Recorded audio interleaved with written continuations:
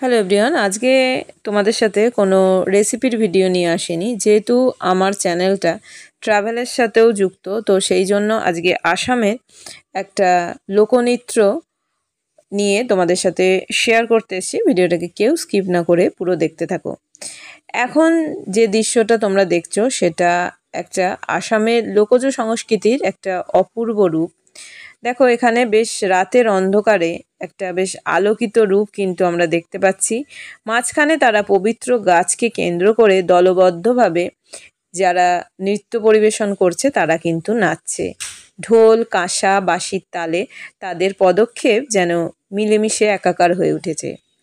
আসামের এই ধরনের যে লোকনৃত্য, এটা কিন্তু শুধু যে বিনোদন তাদের কাছে সেটা নয়, এটা কিন্তু আসামের মানুষদের, অনেক মানুষদের এটা বিনোদনের জন্য করা হয়, কিন্তু বহু মানুষদের কিন্তু এটা জীবনযাত্রাও, কৃষি, সংস্কৃতি এবং সামাজিক উৎসবের একটি অবিচ্ছেদ্য অঙ্গ।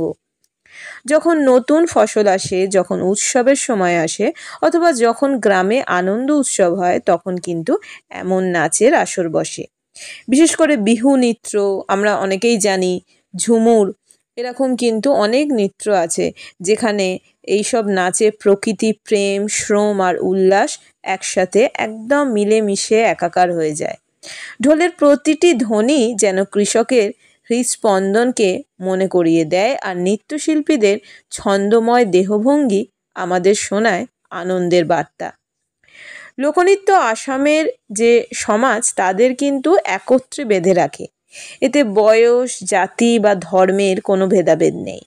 সকলেই অংশ নেয়, সকলেই আনন্দে মেতে ওঠে। এই নাচ আসামের মানুষের মধ্যে ঐক্য আর ভ্রাতৃত্বের প্রতীক। আজকের এই আসরে তোমরা দেখতে পাচ্ছ কিভাবে সবাই ঐতিহ্যকে আঁকড়ে ধরে আধুনিক সমাজেও নিজেদের যে সংস্কৃতি সেটাকে কিন্তু বাঁচিয়ে রেখেছে। এই নৃত্য হচ্ছে আসামের আত্মা আর আসামের প্রাণ। যখনই ঢোল বেজে ওঠে, মানুষের পা আপনিই নাচতে শুরু করে, তখনই বোঝা যায় সংস্কৃতির শক্তি কতটা গভীর, কতটা প্রাণবন্ত।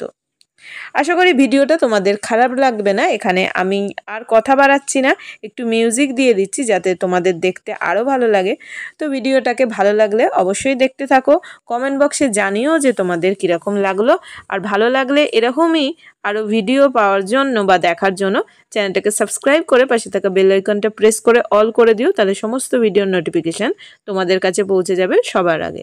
তো ভিডিওটাকে স্কিপ না করে দেখতে থাকো।